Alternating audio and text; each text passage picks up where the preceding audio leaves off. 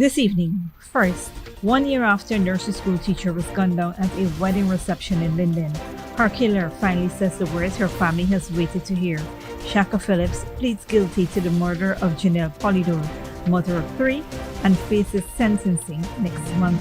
Also, 4 masked men, a knife, a crowbar, and a lone security guard overpowered in the dead of the night. A religious organization on Woolford Avenue is ransacked and cash stolen. CCTV footage is now in police hands. Then your electricity bill could be next. President Ali says more communities will soon see power costs drop, with Bartica already recording a 25% cut thanks to solar. The phased plan to halve electricity prices nationwide is picking up speed. Meanwhile, 1 million barrels a day, Guyana's 5th and largest FPSO, has arrived, and within weeks the country crosses a threshold few nations ever reach. The Errea Wittu begins production in September, and at least 29 dead in the Philippines after nearly 2 weeks of monsoon rain, with flooding and mudslides displacing tens of thousands. Those stories and more coming up. Stay with us.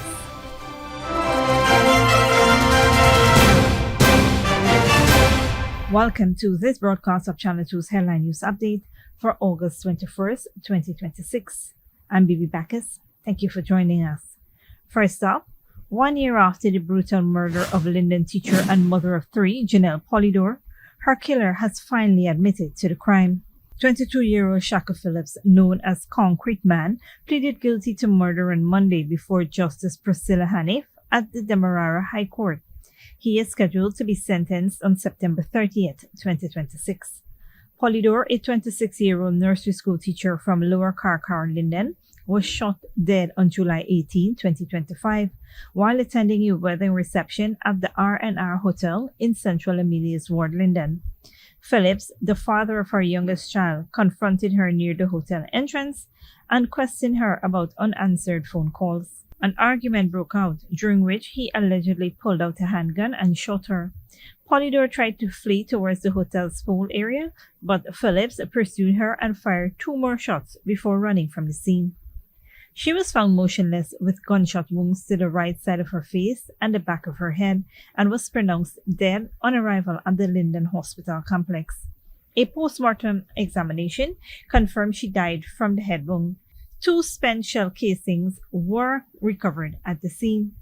Phillips, a laborer from Amelia's ward, was arrested 2 days later and charged with murder. He had initially pleaded not guilty when the matter came before the Linden Magistrates Court.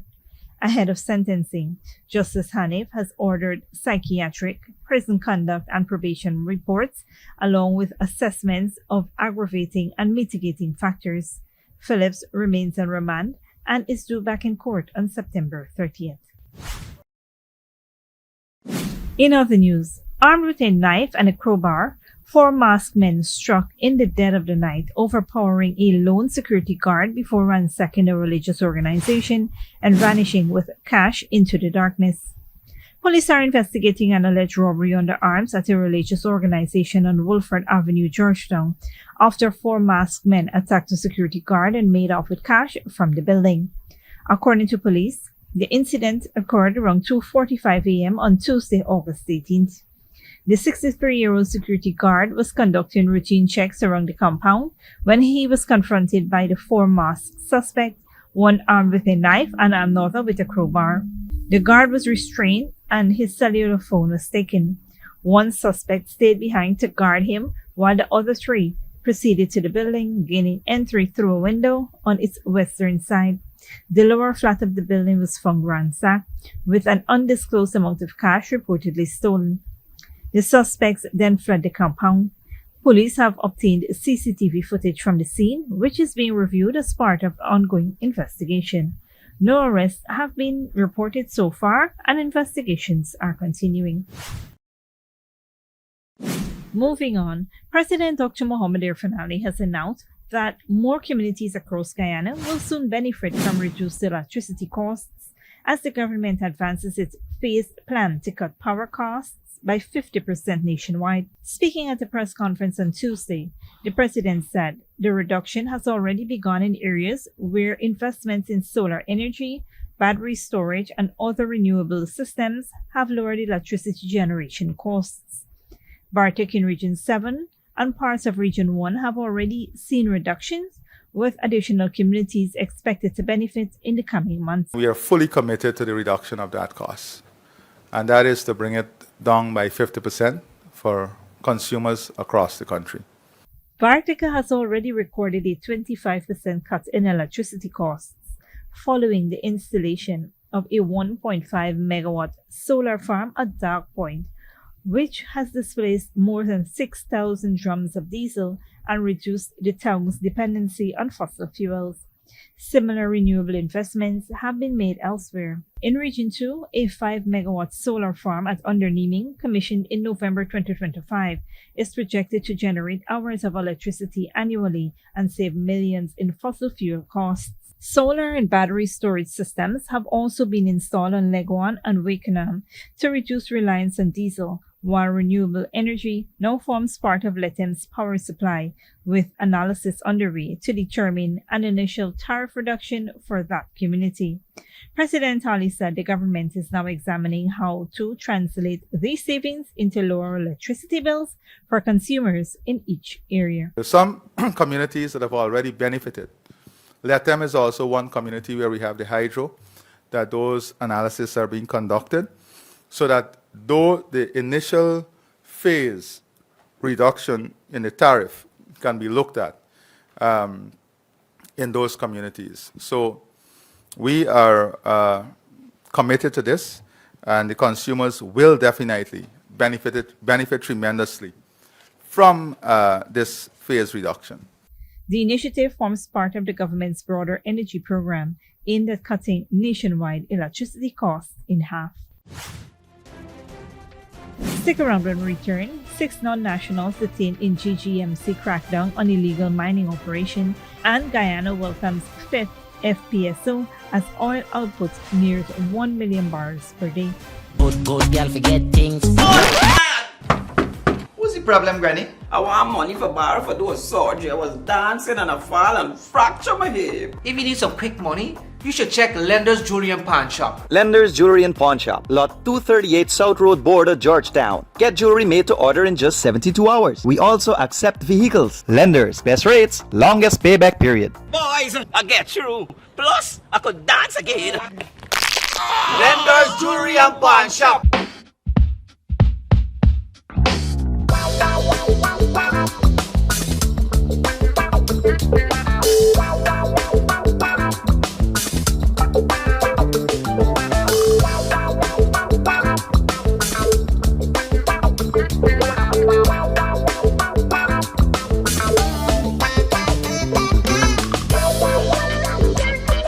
GECOM is currently conducting a national registration exercise. Who can register? Anyone who will be 14 years or older by December 31, 2026 and is a Guyanese citizen by birth, descent, naturalization, or is a citizen from a Commonwealth country living in Guyana for 1 year or more. How to apply for registration? You must visit the GECOM registration office that is responsible for your area of residence to apply for registration, name change, or correction. You must have the following source documents as might be relevant: original birth certificate or valid Guyana passport for new registration, original marriage certificate and original birth certificate in the case of a name change by marriage, original deed poll and original birth certificate in the case of a name change by deed poll, original naturalization certificate and original birth certificate or valid passport in the case of naturalization. This registration exercise will end on November 30, 2026. You need to apply for a transfer if you now live at a different address than the one you were registered at. For more information, contact GECOM on 225-02779 or visit www.gecom.org.gy.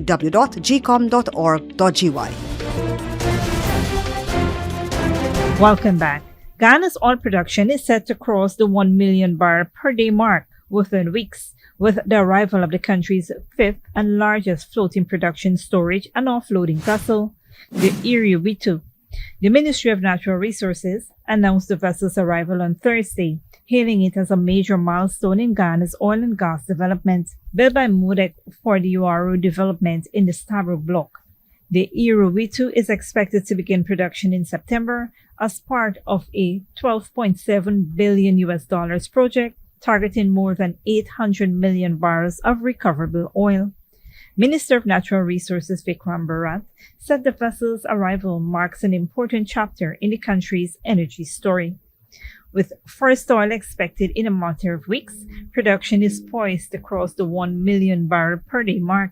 This is a major development for our country and one that brings with it larger responsibility to ensure Guyanese continue to benefit from the sector. Barrett added that as production ramps up, the government remains committed to transparency in managing petroleum revenues, including continued disclosure of revenue receipts through the National Assembly. He also reaffirmed the push for greater local content opportunities to enable more Guyanese workers and businesses to participate in the industry's growth. The Stabroek block currently produces approximately 900,000 barrels of oil per day and is operated by ExxonMobil Guyana Limited, which holds a 45% stake. Chevron holds 30%, while CNOOC Petroleum Guyana Limited holds the remaining 25% interest in the offshore concession. In other news, 6 non-nationals, including Brazilians and 1 Chinese national, were detained on August 20th after being caught conducting unauthorized mining activities within one of Ghana's mining districts. According to the Ministry of Natural Resources, the individuals were found operating an underground mining operation through a shaft without the required approval. They were detained through the joint efforts of the Ghana Geology and Mines Commission's Corps of Wardens and the Ghana Police Force following sustained surveillance. The detained miners remain in police custody as investigations continue. The ministry is reminding industry players that all mining districts across the country remain under surveillance as part of ongoing efforts to detect and curb illegal mining activity, warning that anyone, Guyanese or foreign, found operating in breach of the country's mining laws will face the full force of the law.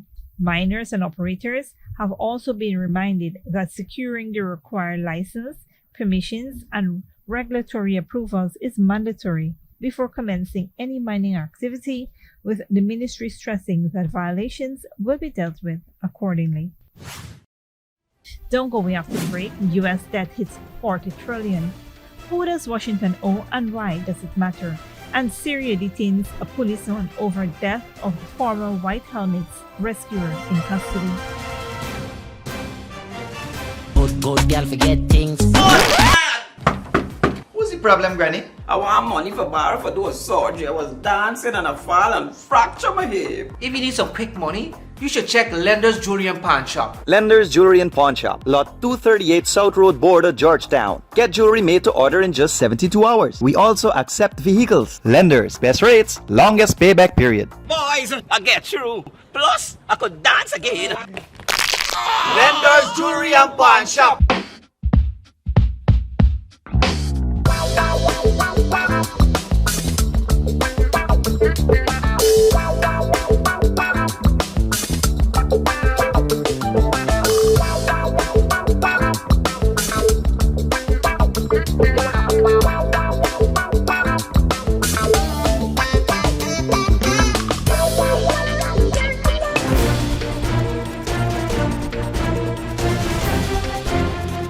Welcome back.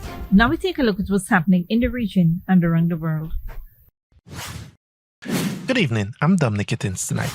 The AOS urges faster international action on Haiti's security and election crisis. U.S. national debt crosses $40 trillion for the first time. Monsoon flooding and mudslides kill 29 in the Philippines, and Syria clears officers in the custody death of a former White Helmets volunteer. We will start in the Caribbean, where the Organization of American States is calling for an accelerated international response to Haiti's security and electoral crisis following a high-level delegation visit. AOS Secretary General Luis Almagro warned that renewing the gang suppression force mandate alone will not resolve Haiti's security challenges, urging international partners to fulfill pledges of personnel and resources more quickly ahead of elections scheduled for December 13th. The U.S. national debt has surpassed $40 trillion for the first time, marking a historic milestone as the Trump administration faces growing borrowing costs. Al Jazeera's Bartica reports. It's not hard to find out how high the U.S. national debt is. There are websites that track it. It just surpassed a record $40 trillion. But Trump administration officials are downplaying the significance. The $40 trillion is a big number. It is smaller when we look at the publicly traded amount because our Social Security funds and other government entities hold a substantial amount. And what we're going to do, we're going to have to grow our way out of this. The last time the United States didn't have a debt, President Andrew Jackson made a point of paying it off in 1835.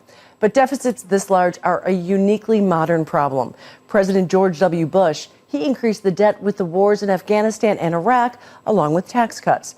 President Barack Obama increased the debt by almost $6 trillion just in his first term, but he was fighting the Great Recession. Donald Trump, in his first term, added on almost $8 trillion, much of it fighting the economic impacts of the COVID pandemic, which President Joe Biden continued, also adding to the debt with spending on infrastructure and clean energy projects. And now, in Trump's second term, the nation's almost $4 trillion more in debt, something he repeatedly promised not to do during both of his campaigns. For many, many years, the United States has suffered through massive trade deficits. That's why we have $20 trillion in debt. So we'll be changing that. We're going to pay off debt. The $35 trillion in debt, we're going to pay it off. We're going to get it done fast, too. But now the opposite is happening, and it comes with a cost. The U.S. has to pay interest to people who buy their debt. The country now spending more on that than it does on the U.S. military, more than $1 trillion every year, and growing. Patty Culhane, Al Jazeera, Washington. At least 29 people have died in the Philippines after nearly 2 weeks of heavy monsoon rains. Al Jazeera's Jamila Alanuban reports.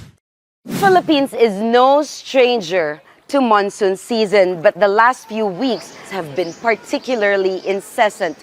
Many of the areas like this one across many provinces north of Manila have been experiencing devastations. Residents here told us it's not particularly safe to go further because the water is waist deep over there. So people actually use makeshift boats. This is about transporting critical goods. They say they understand that it is dangerous, but they cannot simply allow life to be suspended for weeks. Agnes Caparas has lived here for 40 years. She says she's lived through this crisis year after year. But it's getting harder.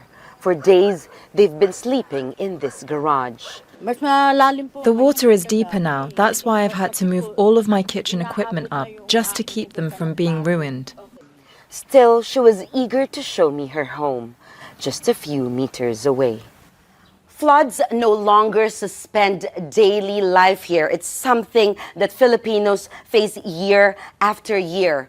But people here tell us what they noticed this time is that it's taking much longer for many communities like this one to recover.